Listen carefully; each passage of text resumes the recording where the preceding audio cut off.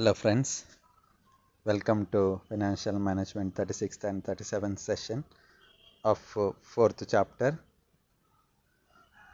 My dear friends, we are in issue of shares chapter, and in this 36th and 37th session we are going to study financial intermediaries. See, it is financial intermediaries in book building process. Now we have already understood book building process in detail. Book building process is a mechanism where it tries to discover the price as well as quantity of issue of shares for the company. So let me read this financial intermediaries introduction. See, there are less number of intermediaries compared to fixed price issue because of need for well developed computerized system. Some of the financial intermediaries which we are going to discuss today is merchant banker, syndicate members and registrar to the issue. Okay, these three are the intermediaries which we are going to discuss today. So let us first discuss about merchant banker. So merchant banker as lead book runner. Now what is the lead book runner is?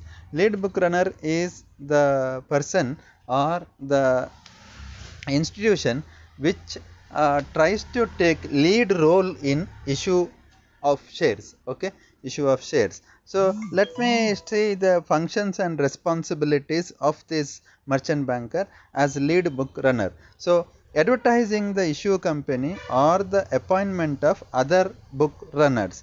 Now you see issue of shares is done by a particular company, and they are giving this responsibility to a financial intermediary to take care of this issue of shares. So now they have to give advertising. So advertisement they have to give, or they have to give advertisement on the appointment of other book runners. See, it is not possible for one merchant banker to manage the entire show of issue of shares through book building. So they may go for other book runners. So in that case they first give the advertising the issue company on the appointment of other book runners, then helping the appointment of syndicate members. Now syndicate member is another party like merchant bank member who is part of this particular issue of shares in the book building process. So their appointment also is done by, of course, company along with the help of this merchant banker. Then preparing and circulating the information memorandum among the syndicate members.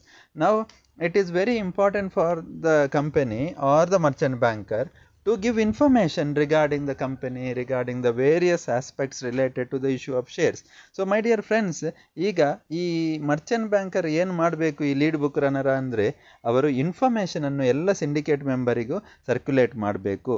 Circulate ಮಾಡೋದಕ್ಕಿಂತ ಮೊದಲು ಅದನ್ನು prepare ಮಾಡಬೇಕು. Next collecting through the syndicate members the bid cum application from the investors. ನೋಡಿ, ಈಗ investors ಯಾರು ಅಂದರೆ ಯಾರು ಪಬ್ಲಿಕ್ಗೆ issue ಮಾಡುವಾಗ ಯಾರಿಗೆಲ್ಲ ಇಂಟ್ರೆಸ್ಟ್ ಉಂಟು, ಇನ್ವೆಸ್ಟ್ಮೆಂಟು, ಅವರೆಲ್ಲ ಬಿಡ್ ಮಾಡ್ತಾರೆ ಅಥವಾ ಅಪ್ಲಿಕೇಶನ್ ಹಾಕ್ತಾರೆ.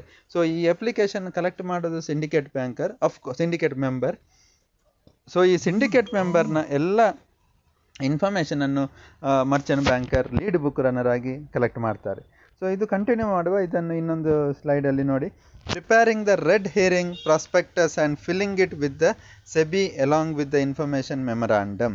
ಮೈ dear friends, red herring prospectus ಅಂದರೆ ಈಗ ಒಂದು ಕಂಪನಿ ಸ್ಟಾರ್ಟ್ ಆಗುವಾಗ ಮಾಡುವಂಥ ಹೊಸ prospectus. So when one company is going for issue of shares, they have to prepare prospectus. That first prospectus is called as red herring prospectus. So ಈ prospectus ಅನ್ನು prepare ಮಾಡಬೇಕು. ಅಂದರೆ ನಿಮಗೆಲ್ಲರಿಗೂ ಗೊತ್ತುಂಟು, ಪ್ರಾಸ್ಪೆಕ್ಟಸ್ ಅಂದರೆ advertisement given by the company for issue of shares. So ಅವರ issue of shares ಮಾಡುವಾಗ company advertisement ಕೊಡ್ತದೆ, ನಮ್ಮ ಕಂಪನಿ ಹೀಗೆ ಉಂಟು, ನಮ್ಮ ಕಂಪನಿಯ ಕಂಪ್ಲೀಟ್ ಡೀಟೇಲ್ ಇರ್ತದೆ. ಸೊ ಅದನ್ನು ನಾವು ರೆಡ್ ಹೆರಿಂಗ್ ಪ್ರಾಸ್ಪೆಕ್ಟಸ್ ಅಂತ ಹೇಳ್ತಾರೆ. ಸೊ ಅದನ್ನು ಪ್ರಿಪೇರ್ ಮಾಡೋದು ಮತ್ತು ಸೆಬಿ ಅವರಿಗೆ ಅದನ್ನು ಸಬ್ಮಿಟ್ ಮಾಡುವುದು along with the information memorandum. ಮತ್ತು helping the issuing company in the appointment of other merchant other financial intermediaries like registrar to the issue, banker to the issue. ನೋಡಿ, ಈಗ issue of shares ಆಗುವಾಗ ಅಲ್ಲಿ registrar ಅಂತ ಬೇಕು, banker to the issue ಅಂತ ಬೇಕು. So ಇವರನ್ನು ಕೂಡ ಅಪಾಯಿಂಟ್ ಮಾಡೋದು ಎಗೇನ್ ಮರ್ಚೆಂಟ್ ಬ್ಯಾಂಕರ್ ಅವರ ಕೆಲಸ. Filling the due diligence certificate with SEBI, certifying that all the regulations relating to the book building process have been compiled with and satisfied. ನೋಡಿ, ಈಗ issue of shares ಮಾಡೋದು ಅಷ್ಟು ಸುಲಭ ಅಲ್ಲ. ಯಾಕಂದರೆ lot of rules regarding this issue of shares through book building ಮಾಡುವಾಗ ಇದನ್ನೆಲ್ಲ ಅವರು ಫುಲ್ಫಿಲ್ ಮಾಡಬೇಕಾಗ್ತದೆ. ಸೊ ಈ ಡ್ಯೂ ಡೆಲಿಜೆನ್ಸ್ ಅಂದರೆ ನಾವೆಲ್ಲ ಜಾಗ್ರತೆಯಾಗಿ ಈ ಕೆಲಸವನ್ನು ಮಾಡಿದ್ದೇವೆ. ಇಶ್ಯೂ ಆಫ್ ಶೇರ್ಸ್ ಇಲ್ಲಿ ಏನು ಪ್ರಾಬ್ಲಮ್ ಆಗಲಿಲ್ಲ, ಅಥವಾ ಮ್ಯಾನಿಪುಲೇಷನ್ ಆಗಲಿಲ್ಲ, ಅಥವಾ ಹಣ ಇದು ಆಗಲಿಲ್ಲ, ಪೋಲ್ ಆಗಲಿಲ್ಲ. ಸೊ ಇಂಥ ಒಂದು ವಿಷಯದ ಡ್ಯೂ ಡೆಲಿಜೆನ್ಸ್ ಸರ್ಟಿಫಿಕೇಟ್ ಅಂತ ಹೇಳ್ತಾರೆ ಇದಕ್ಕೆ. ಸೊ ಅದನ್ನು ಅವರು ಮರ್ಚೆಂಟ್ ಬ್ಯಾಂಕರ್ ಅವರು ಸಲ್ಲಿಸಬೇಕಾಗ್ತದೆ ಸೆಬಿಗೆ. ಓಕೆ, ಅದೇ ಸೆಬಿ ಅಂದರೆ securities exchange board of India, ನಿಮಗೆಲ್ಲರಿಗೆ ಗೊತ್ತುಂಟದು. ಮತ್ತು ಫಿನಾನ್ಷಿಯಲ್ ಇಂಟರ್ಮೀಡಿಯರೀಸ್ ಎಗೇನ್ ನಾವು ಇದನ್ನು ಕಂಟಿನ್ಯೂ ಮಾಡಿ ಇವರ ಮತ್ತು ಕೆಲವು ರೋಲ್ಸನ್ನು ನೋಡುವ. ಮರ್ಚೆಂಟ್ ಬ್ಯಾಂಕರ್ ಇದು, ಮತ್ತು ನಾವು ಸಿಂಡಿಕೇಟ್ ಮೆಂಬರ್ಸಿಗೆ ಇದು ಮಾಡುವ. ಸೊ ಇಲ್ಲಿ ಫಂಕ್ಷನ್ಸ್ ಬೇರೆ ನೋಡೋದಾದರೆ, announcing the opening of subscription and arranging for the graphic representation of the beads received. ನೋಡಿ, ಈಗ ಸಬ್ಸ್ಕ್ರಿಪ್ಷನ್ ಅಂದರೆ ನಾವು ಪಬ್ಲಿಕ್ಕಿಗೆ ಕೊಡೋ ಸಬ್ಸ್ಕ್ರಿಪ್ಷನ್ ಹೇಗೆ ಮಾಡ್ತೇವೆ ಅಂದರೆ, ಪಬ್ಲಿಕ್ ಅದನ್ನು ತೆಗೆದುಕೊಳ್ಳೋದು, ಅದನ್ನು ನಾವು ಸಬ್ಸ್ಕ್ರಿಪ್ಷನ್ ಅಂತ ಹೇಳೋದು. ಸೊ ಯಾವಾಗ ಸಬ್ಸ್ಕ್ರಿಪ್ಷನ್ ಆಗ್ತದೆ, ಯಾವಾಗ ಬುಕ್ ಬಿಲ್ಡಿಂಗ್ ಪ್ರಾಸೆಸ್ ಇದಾಗ್ತದೆ. ಈಗ ಮೊನ್ನೆ ಬರ್ಜರ್ ಕಿಂಗ್ ಇದು IPO ಆಯಿತು. ಸೊ ಅವರು ಡೇಟ್ ಕೊಟ್ಟಿದ್ದರು, ಒಂದು 4-5 ದಿನ ಕೊಟ್ಟಿದ್ದರು ಡೇಟ್. ಸೊ ಅದನ್ನು ಸಬ್ಸ್ಕ್ರಿಪ್ಷನಿಗೆ ಅಂತ. ಸೊ ಅದೇ ರೀತಿ ಇಲ್ಲಿ ಕೂಡ ಅವರು ಸಬ್ಸ್ಕ್ರಿಪ್ಷನಿಗೆ ಡೇಟ್ ಕೊಡಬೇಕಾಗ್ತದೆ. ಸೊ ಆಮೇಲೆ ಒಂದು ಸಲ ಎಲ್ಲ ರಿಸೀವ್ ಆದಮೇಲೆ ಅದನ್ನು ಗ್ರಾಫಿಕ್ ರೆಪ್ರೆಸೆಂಟೇಷನ್ ಮಾಡಬೇಕಾಗ್ತದೆ. ಕ್ಲೋಸಿಂಗ್ ದ ಬಿಡ್ ಕಲೆಕ್ಷನ್, ಸೊ ಓಪನಿಂಗ್ ಮಾತ್ರ ಅಲ್ಲ, ಸೊ ಕ್ಲೋಸ್ ಕೂಡ ಮಾಡಬೇಕು ಆ ಬಿಡ್ ಕಲೆಕ್ಷನ್ಸನ್ನು. ಸೊ ಅದನ್ನು ಮಾಡೋದು ಎಲ್ಲ ಬಿಡ್ ಕಲೆಕ್ಷನ್ಸ್ ಎಲ್ಲ ಆದಮೇಲೆ, ಅಂದರೆ ಎಲ್ಲ ಅಪ್ಲಿಕೇಶನ್ಸ್ ಅದು ಇದೆಲ್ಲ ಬಂದ ಮೇಲೆ, allotting the shares through the registrar to the issue and after deciding the cut off price. ನೋಡಿ, ಒಂದು ಪರ್ಟಿಕ್ಯುಲರ್ ಪ್ರೈಸ್ ಇಶ್ಯೂ ಅಲ್ಲಿ ಅವರು ಫಿಕ್ಸ್ ಮಾಡಿರ್ತಾರೆ. ಸೊ ಆ ಪ್ರೈಸ್ಗೆ ಇದು ಮಾಡಿ ಅವರು ಅಲಾಟ್ಮೆಂಟ್ ಅಂತ ಶೇರ್ಸ್ ಮಾಡಬೇಕಂದ್ರೆ, ಈಗ 1 ಲಕ್ಷ ಶೇರ್ಸ್ ಅಂತ ಇದ್ದರೆ 1,50,000 ಅಪ್ಲಿಕೇಶನ್ಸ್ ಬಂದರೆ, ಈಗ 1 ಲಕ್ಷ ಅಪ್ಲಿಕೇಶನ್ಸ್ಗೆ ಮಾತ್ರ ಕೊಡಬೇಕು, 1 ಲಕ್ಷ ಶೇರ್ಸನ್ನು ಮಾತ್ರ ಕೊಡಬೇಕು. ಸೊ ಅದನ್ನು ಯಾವ ರೀತಿ ಅವರು ಮಾಡ್ತಾರೆ? ಸೊ ಅದು allotting the shares, getting the shares listed in the stock exchange after allotment. So ಒಂದ್ಸಲ ಅಲಾಟ್ಮೆಂಟ್ ಆದಮೇಲೆ ಲಿಸ್ಟಿಂಗ್ ಅಂತ ಇರ್ತದೆ ಸ್ಟಾಕ್ ಎಕ್ಸ್ಚೇಂಜಲ್ಲಿ. ಅಂದರೆ ಆ ಕಂಪನಿಯ ಹೆಸರು ಲಿಸ್ಟಿಂಗ್ ಆಗ್ತದೆ, ಮತ್ತು ಅದು ಪಬ್ಲಿಕ್ ಟ್ರೇಡಿಂಗ್ ಅಂದರೆ ಶೇರ್ ಮಾರ್ಕೆಟಿಗೆ ಅದು ಆ್ಯಕ್ಟಿವ್ ಆಗ್ತದೆ. ಸೊ ಇದನ್ನು ನೀವು ಎಕ್ಸಾಂಪಲ್ ತೆಗೆದುಕೊಂಡದಾದರೆ, ಮೊನ್ನೆ ಬರ್ಜರ್ ಕಿಂಗ್ನವರು ಇದೇ ರೀತಿ ಮೊದಲು ಸಬ್ಸ್ಕ್ರಿಪ್ಷನ್ ಮಾಡಿದರು, ಆಮೇಲೆ ಇವರದ್ದು ಶೇರ್ ಲಿಸ್ಟ್ ಆಯಿತು. ಓಕೆ, ಕಂಪನಿಯಲ್ಲಿ. So then preparing the final prospectus and filling it with the SEBI and the registrar of company. ನೋಡಿ, ಆಮೇಲೆ ಇವರು ಫೈನಲ್ ಪ್ರಾಸ್ಪೆಕ್ಟಸ್ ಅನ್ನು ನೋಡಿ, ಆಗ ನಾನು ಹೇಳಿದೆ ರೆಡ್ ಹೆರಿಂಗ್ ಪ್ರಾಸ್ಪೆಕ್ಟಸ್ ಅಂತ. ಈಗ final prospectus they have to prepare and submit it with the SEBI and the registrar of companies. Okay, so ಇದಿಷ್ಟು ಮರ್ಚೆಂಟ್ ಬ್ಯಾಂಕಿಂಗ್ನವರದು functions and responsibilities as a lead book runner. So ಅದೇ ರೀತಿ ಈಗ ನಾನು ಆಗ ಹೇಳಿದೆ, ಮರ್ಚೆಂಟ್ ಬ್ಯಾಂಕ್ನವರು ಸಿಂಡಿಕೇಟ್ ಮೆಂಬರ್ಸನ್ನು ಅವರನ್ನು ಅಪಾಯಿಂಟ್ ಮಾಡಬೇಕು. ನೋಡುವ ಈಗ ಅವರು ಏನು ಮಾಡ್ತಾರೆ. So syndicate members are appointed by the issuing company on the advice of the lead book runner. ನೋಡಿ, ಆಗ ನಾನು ಹೇಳಿದೆ ಮರ್ಚೆಂಟ್ ಬ್ಯಾಂಕ್ನವರು ಅಡ್ವೈಸ್ ಮಾಡ್ತಾರೆ ಅಪಾಯಿಂಟ್ಮೆಂಟಿಗೆ. So for the purpose of collecting the bids of various investor. ನೋಡಿ, ಬಿಡ್ ಮಾಡ್ತಾರೆ ಅಂತ ಹೇಳಿದ್ದು. ಸೊ ಅವರ ಏನು ಕರ್ತವ್ಯ ಅಂತ ನೋಡಿದರೆ, they help in quantity assessment and pass this information to the lead book runner for assessing the demand and the price band. ನೋಡಿ, ಎಷ್ಟು ಜನರು ಡಿಮಾಂಡ್ ಉಂಟು. ಈಗ ಮೊನ್ನೆ ಬರ್ಜರ್ ಕಿಂಗ್ದು ನೀವು IPO ನೋಡಿದರೆ 168 ಟೈಮ್, ಅಂದರೆ ಒಂದು ಶೇರಿಗೆ 158 ಪ್ಲಸ್ ಅಪ್ಲಿಕೇಶನ್ಸ್ ಅಂತೆ. ಕೋಟಿ ಶೇರ್ಸ್ ಇತ್ತು, 1 ಕೋಟಿ ಶೇರ್ಸ್ ಅಂದರೆ 158 crores ಅಪ್ಲಿಕೇಶನ್ಸ್. ಸೊ ಹೀಗೆ ಅಂತ ಬಂದರೆ, ಸೊ ಇದನ್ನು ಕ್ವಾಂಟಿಟಿ ಅಸೆಸ್ಮೆಂಟ್ ಎಷ್ಟು ಅಂತ ಅವರು ಡಿಮಾಂಡ್ ಮತ್ತು ಪ್ರೈಸ್ ಬ್ಯಾಂಡ್ ಡಿಲೆಕ್ಟ್ ಮಾಡಲಿಕ್ಕೆ ಬುಕ್ ರನ್ನರಿಗೆ ಕೊಡಬೇಕು information. Under right the shares and net offer should be under return. ಅಂದರೆ ಈಗ ಎಲ್ಲ ಶೇರ್ಸ್ ಪಬ್ಲಿಕ್ ತೆಗೆದುಕೊಳ್ಳಿಕ್ಕೆ ಆಗದಿದ್ದರೆ ಅದನ್ನು ಇವರು ತೆಗೆದುಕೊಳ್ತಾರೆ, ಅವರ ಬಿಹಾಫ್, ಪಬ್ಲಿಕ್ನ ಬಿಹಾಫ್ ಕಂಪನಿಯಿಂದ ಇವರು ತೆಗೆದುಕೊಳ್ತಾರೆ. ಸೊ ಆ ಪರ್ಪಸನ್ನು ಕೂಡ ಮಾಡ್ಬೋದು. Ensure the availability of application to the public through their offices. ಅಂದರೆ ಅವರ ಅಪ್ಲಿಕೇಶನ್ಸ್ ಪಬ್ಲಿಕ್ ಬಂದು ನೋಡ್ಬೋದು ಅವರ ಅಪ್ಲಿಕೇಶನ್ ಏನಾಗಿದೆ ಅಂತ. ಸೊ ಅದನ್ನು ಇವರು ಮಾಡಬೇಕಂತ. ಈಗ ನಾವು ಎಲ್ಲ ಈ ಗವರ್ನೆನ್ಸ್ ಮೂಲಕ ಇದೆಲ್ಲ ಆಗ್ತದೆ. ಇದಕ್ಕೆ ಫಿಸಿಕಲ್ ಅಪ್ಲಿಕೇಶನ್ ಅನ್ನೋದಿರುವುದಿಲ್ಲ. ಓಕೆ, ಆದರೂ ಕಂಪ್ಯೂಟರ್ ಮೂಲಕ ನಾವು ನಮ್ಮ ಸ್ಟೇಟಸ್ ನೋಡ್ಬೋದು, ಅಪ್ಲಿಕೇಶನ್ ನಮಗೆ ಸಿಕ್ಕಿದಾ ಇಲ್ವಾ ಅಂತ. ಅದೇ ರೀತಿ ಈಗ ನೆಕ್ಸ್ಟ್ ಇನ್ನೊಂದು ಫೈನಾನ್ಷಿಯಲ್ ಇಂಟರ್ಮೀಡಿಯರಿ ನಾವು ಮರ್ಚೆಂಟ್ ಬ್ಯಾಂಕರ್ ನೋಡಿದೆವು, ಸಿಂಡಿಕೇಟ್ ಮೆಂಬರ್ ನೋಡಿದೆವು, ಈಗ registrar to the issue. So registrar to the issue ಏನು ಮಾಡಬೇಕು? So registrar to the issue are appointed by the lead book runner in considering with the issue company. ನಾವು ಆಗಲೇ ಮಾತಾಡಿದ್ದೇವೆ ಇದನ್ನು.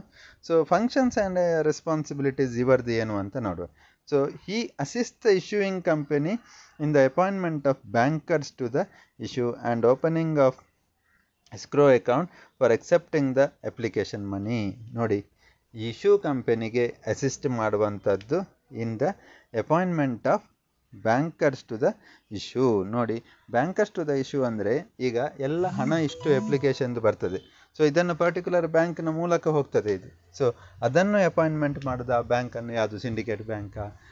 Syndicate Bank ಈಗ ಕೆನರಾ ಬ್ಯಾಂಕ್ ಆಗಿ ಮರ್ಜ್ ಆಗಿದೆ. ಸೊ ಯಾವ ಬ್ಯಾಂಕು ಅಂತ ಅವರು ಸಿಲೆಕ್ಟ್ ಮಾಡಬೇಕು. And then opening that account for accepting the application of shares. So application ಹಣವನ್ನು ತೆಗೆದುಕೊಳ್ಳಲಿಕ್ಕೆ. ಓಕೆ, ಈ arranges for the printing of bid cum application forms and red herring prospectus for their supply syndicate to the members. ನೋಡಿ, ಇಲ್ಲಿ ನೀವು ಆಗ ಹೇಳಿದೆ ನಾನು, red herring prospectus ಅಂದರೆ first prospectus prepared by the company for there issue. So ಇದು first prospectus. ಇದನ್ನು of course Merchant banker, lead banker runner ಆಗಿ ಅವರಿಗೆ ಹೆಲ್ಪ್ ಮಾಡ್ತಾರೆ ಕಂಪನಿಗೆ ಪ್ರಿಪೇರ್ ಮಾಡುವಲ್ಲಿ.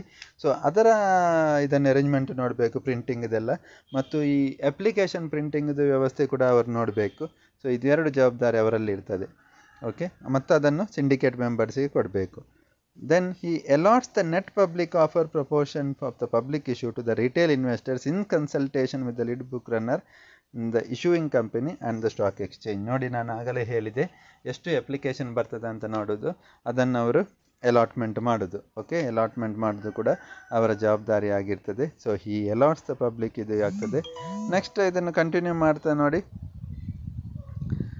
Appointment of the bankers to the issue. So ಅದು ಇಲ್ಲಿ ನಾನು ಇನ್ನೊಮ್ಮೆ ರಿಪೀಟ್ ಮಾಡಿದ್ದೇನೆ.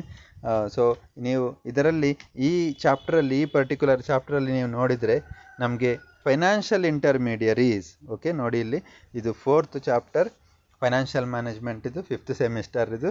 ಸೊ ಇದರಲ್ಲಿ ನೀವು ನೋಡಿದರೆ you are going to 36th and 37th session is on financial intermediaries. So 36 ಮತ್ತು 37th session focuses on financial intermediaries. So ಈ ಫೈನಾನ್ಷಿಯಲ್ ಇಂಟರ್ಮೀಡಿಯರೀಸ್ ಯಾರಂದರೆ ಇದು ಬುಕ್ ಬಿಲ್ಡಿಂಗ್ ಪ್ರಾಸೆಸ್ನ ನಡುವೆ ಬರುವಂತಹ financial companies which help in issue of shares are book building process. So ಇದರಲ್ಲಿ ನಾವೀಗ financial ಇಂಟರ್ಮೀಡಿಯರೀಸಲ್ಲಿ ನಾವು ನೋಡಿದೆವು merchant banker as lead book runner ಮತ್ತು syndicate members registrar to the issue. ಈ 3 ಪಾರ್ಟಿ ಅಂದರೆ 3 agents, 3 financial intermediates. This 3 financial intermediaries functions and responsibilities we have understood in detail.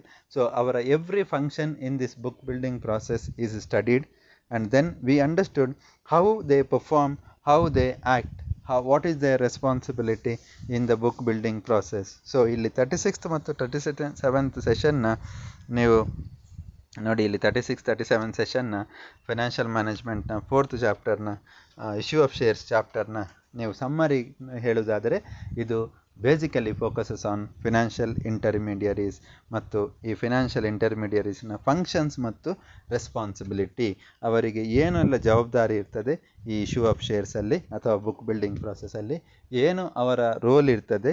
So what they are suppose to do, ಇದನ್ನು ನಾವು complete understand ಮಾಡಿದೆವು. So ನನ್ನ video ಕೇಳಿದ್ದಕ್ಕೆ ಎಲ್ಲರಿಗೆ ಧನ್ಯವಾದಗಳು.